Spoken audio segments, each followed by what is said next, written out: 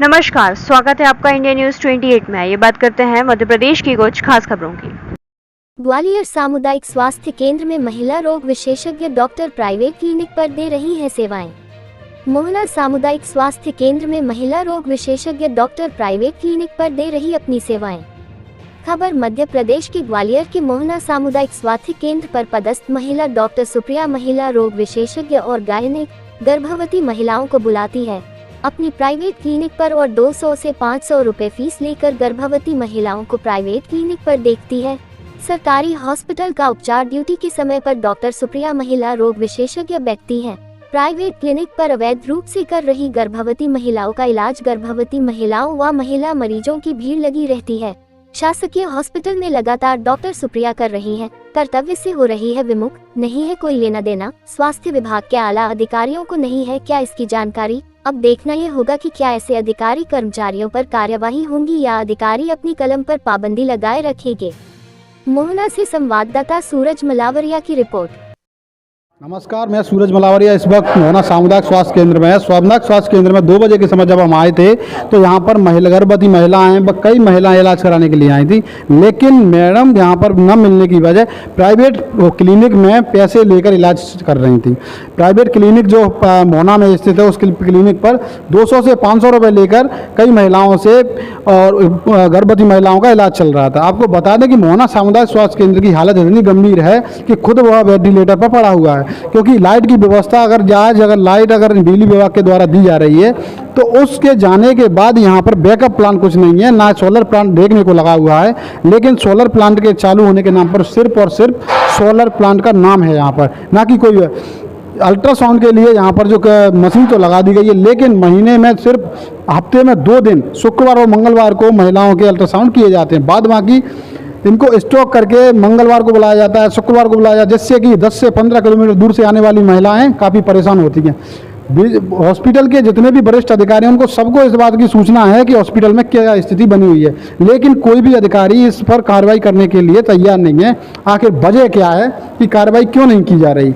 आपको बता दें कि बेस जो खबर जो निकलेगी आज कई तमाम चैनलों पे मिलेगी आपको, लेकिन इसके बावजूद भी इस हॉस्पिटल पर और जो लापरवाही कर रहे अधिकारी कर्मचारियों पर कोई कार्रवाई नहीं होगी, क्योंकि मध्य प्रदेश में ये नियम है कि अगर कोई गलत करता है तो उसको पर्दे के पीछे से माफ करके उसको बाकायदा ड्यूटी पर भेज दिया जाता है, लेकिन उसके खिलाफ कोई सख्त कार्रवाई नहीं होती। अगर सख्त कार्रवाई होती तो कहीं ना कहीं सुधार विभागों में होता, लेकिन ऐसा विभागों में नहीं हो रहा है। और मोहना सामुदायिक स्वास्थ्य केंद्र में आपको यही देखने को मिलेगा।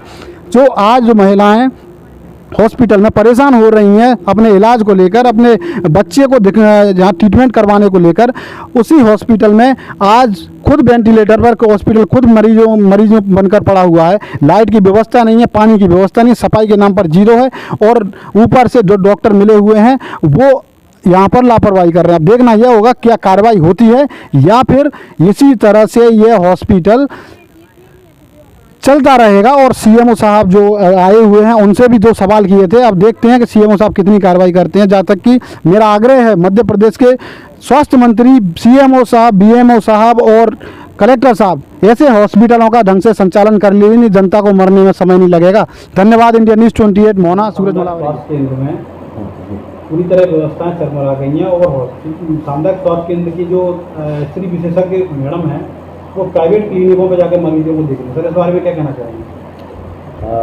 ये बात पहली बार आपके द्वारा ही जानकारी में आई है कि प्राइवेट क्लिनिक पे यहाँ की मैडम बैठती हैं। हालांकि प्राइवेट क्लिनिक में बैठना कोई अपराध नहीं है, डॉक्टरों का ये अधिकार है, और नॉन प्रैक्टिसिंग अलाउंस तो उनको लेती नहीं है जो कि अनधिकृत हो, तो अधिकृत है। पर अगर वो क्लिनिक रजिस्टर्ड है, पंजीकृत है, तो उसमें बैठने में कोई और नुकसान नहीं है, कोई गलत नहीं। अगर क्लिनिक रजिस्टर्ड नहीं हो तो क्लिनिक बंद होगी, उसको क्लिनिक को बंद कराया जाएगा। और जो मैडम बैठ रही हैं उन पर क्या कार्रवाई? मैडम को पहले हम पूछेंगे कि आपने जो बताया है कि भाई ऐसी आपके बारे में जानकारी मिली है, आप बताएं अपना क्या कहना है आपका। अगर ऐसा पाया जाएगा अपनी लेवल पे हम जनता से भी कथन लेंगे कि भाई बैठती हैं या नहीं। तो सर, जो मैडम है उनकी ड्यूटी मोहना सामुदायिक स्वास्थ्य केंद्र में कितने दिन?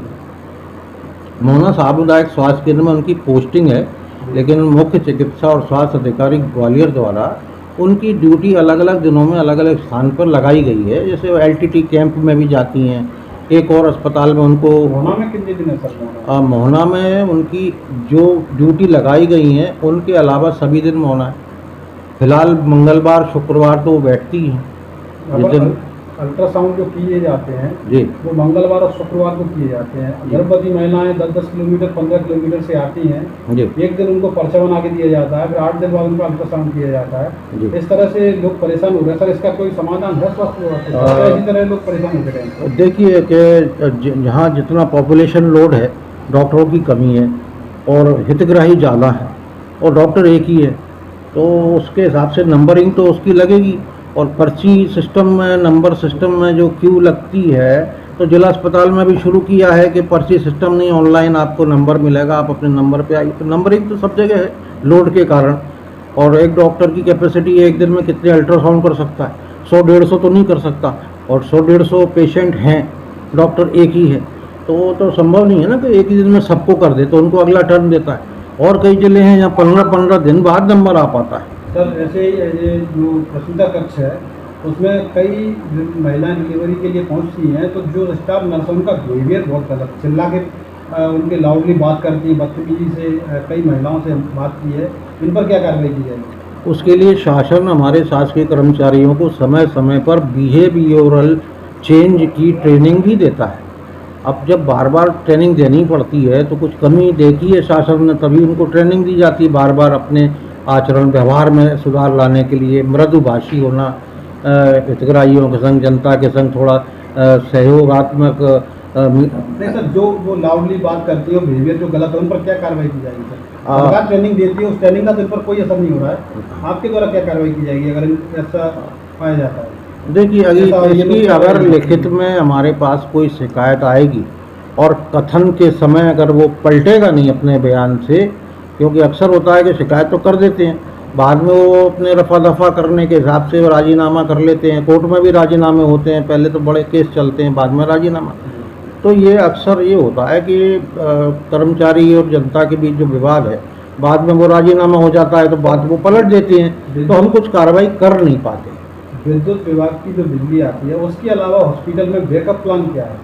इसका बैकअप सोलर लाइट सिस्टम लगा था, जो पिछले साल बिजली कड़कने के कारण, बिजली गिरने के कारण डैमेज हो गया। उसके लिए हमने प्रस्ताव बना के जिला पंचायत के मुख्य कार्यपालन अधिकारी श्री विवेक कुमार सर के पास में भेजा है।